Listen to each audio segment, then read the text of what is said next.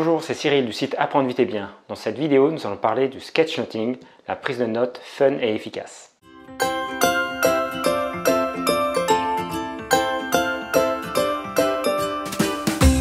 Pour cette vidéo, je voudrais donc vous parler de qu'est-ce que le sketchnoting, à qui ça sert et à quoi ça sert. Première chose, le sketchnoting, qu'est-ce que c'est?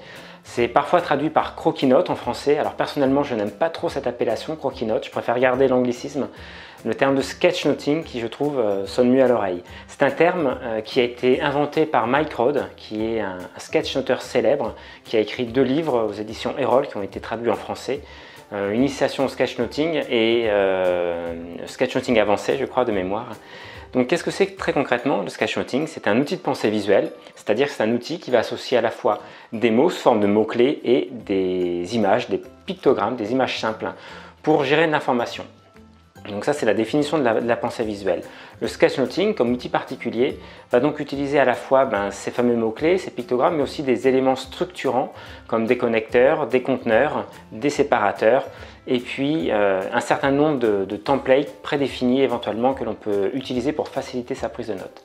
C'est donc un outil basiquement de prise de notes, donc un outil de collecte d'informations pour soi. On le verra, c'est vraiment à bien différencier de la facilitation graphique, par exemple, qui est un autre outil de pensée visuelle, mais dont l'objectif est complètement différent.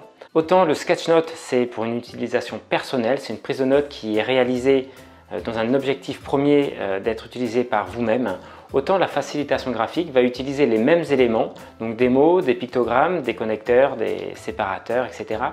Mais l'objectif premier d'une planche de facilitation graphique, c'est de collecter l'information d'un groupe, la pensée d'un groupe, ou de transmettre de l'information à d'autres. Donc on a vraiment là 2 objectifs complètement différents. Le sketchnote, c'est pour soi, la facilitation graphique, c'est pour les autres. Bien sûr, rien ne vous empêche de partager vos sketchnotes. Vous pourrez avoir sur ces planches de sketchnoting des éléments qui sont personnels et pas forcément compréhensibles par les autres. Alors vous allez me dire à qui ça s'adresse le sketchnoting? Eh bien ça s'adresse à toute personne qui collecte de l'information, qui prend des notes. Donc ça peut être des étudiants bien sûr qui prennent beaucoup de notes, ça peut être des professionnels, je pense aux managers ou aux employés qui passent pas mal de temps en réunion à prendre des notes. Plutôt que de prendre ça sur l'ordinateur, je vous invite vraiment à essayer de retrouver cette sensation papier et crayon, et plutôt que de faire du linéaire en prise de notes classique, changer complètement de paradigme et de tester cette prise de notes visuelle. Vous allez complètement restructurer l'information. Ça peut être aussi de la prise de notes pour soi, de livres ou de reportages, de vidéos par exemple, des sources d'informations dont vous voulez conserver une trace. Ça vous est sans doute très souvent arrivé de lire un super livre et puis d'en parler plus tard et de dire « Ah, j'ai lu ce livre-là, c'est vraiment fantastique » et quand on vous demande de préciser le contenu du livre, vous êtes obligé d'être relativement vague parce que ce contenu s'est évaporé. Il vous reste juste une sensation de bon contenu, de livres intéressants. Donc le sketchnote, ça va vous permettre de garder une trace, mais une trace qui soit vraiment facilement réactivable. Alors quels sont les avantages du sketchnoting? La première chose, c'est qu'en termes de prise de notes, ça vous permet de faire des prises de notes qui soient vraiment agréables à la fois à écrire, à réaliser, mais aussi agréables à relire. Combien de fois ça vous est arrivé, par exemple en réunion, d'avoir un compte-rendu de réunion qui vous est envoyé par mail en format Word ou PDF et que vous ne lisez jamais, parce que vous savez à quoi vous attendre. Ici, on va avoir quelque chose de très synthétique, quelque chose de très clair qui va aller à l'essentiel.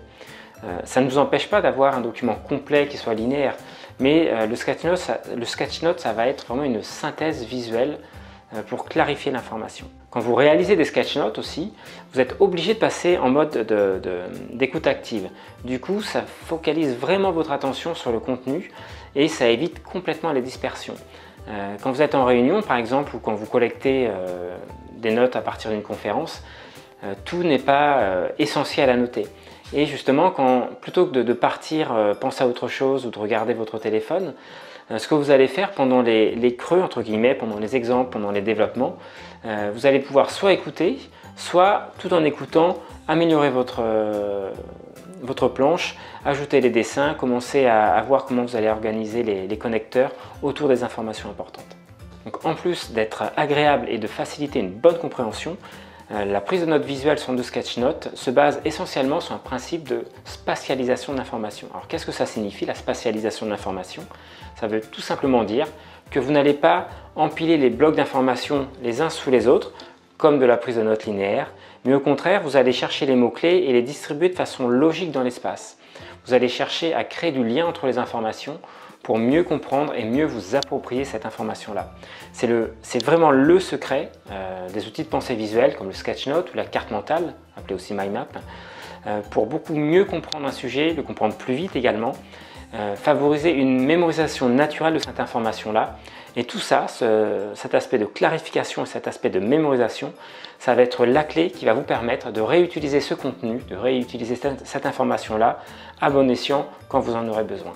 Alors, quand est-ce que vous pouvez utiliser le sketchnote? Vous pouvez utiliser le sketchnote pour faire de la prise de notes en live, en direct, sur des cours, sur des formations, sur des conférences également, j'en ai parlé juste avant. Vous pouvez aussi utiliser le sketchnote pour faire de la prise de notes en asynchrone, a posteriori, à partir d'enregistrements, par exemple de podcasts, de vidéos, à partir de livres. Vous pouvez aussi créer des fiches de révision, des fiches de synthèse à partir de sketchnote. Plutôt que d'avoir je pense aux étudiants par exemple, aux élèves qui réalisent des fiches de révision qui sont exactement la copie du cours mais en écrit tout petit sur un format plus petit, quelque chose qui est absolument illisible et qui est vraiment contre-productif d'un point de vue cognitif. Là, ce que vous allez faire, c'est que vous allez chercher donc les éléments clés, les redistribuer comme ça pour vous faire une fiche de synthèse. C'est particulièrement efficace pour réviser par exemple. Dernière application pratique, ça peut être un outil qui va vous aider à organiser vos idées. Sincèrement, moi je préfère utiliser la carte mentale quand j'ai besoin d'organiser mes idées. Mais ça m'arrive aussi de temps en temps de faire des sketchnotes parce qu'il y a un aspect un peu plus fun sur le sketchnote que sur la carte mentale. Et ça peut être un très bon exemple de jeter ses idées comme ça sur la feuille et de voir les liens qui vont commencer à apparaître. Alors si le sketchnoting vous intéresse, la prochaine étape c'est d'améliorer vos compétences dans ce domaine-là. Il n'y a pas de secret, c'est comme tout ça s'apprend. Et apprendre avec une formation le sketchnoting, ça va vous faire gagner des mois et des mois en termes de mise en pratique. C'est justement ce que je vais proposer cette semaine. Je vais proposer le pré-lancement d'une formation sur le sketchnoting et à cette occasion-là, je vais tourner le premier module comme je fais d'habitude, un module d'introduction où il y aura déjà beaucoup de contenu. Je vous propose de tourner ce module-là vendredi prochain. Vous aurez toutes les informations sous la vidéo dans la description. Je vous dis à très bientôt pour cette conférence et pour d'autres vidéos sur YouTube.